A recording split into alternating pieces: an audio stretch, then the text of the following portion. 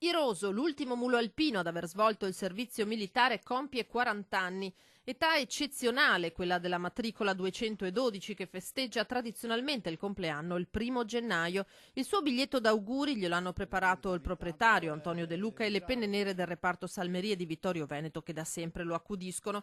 Un grande manifesto affisso lungo la strada provinciale ad Anzano. 40 anni non sono pochi perché, come ormai tutti sanno quasi, ha l'equivalente di 120 anni umani, per cui è un limite, come dire, cioè un traguardo, ecco, raggiungibile da pochi. 40 anni per un mulo, forse qualcun altro è arrivato, ma di cui si abbia notizia Iroso è l'unico.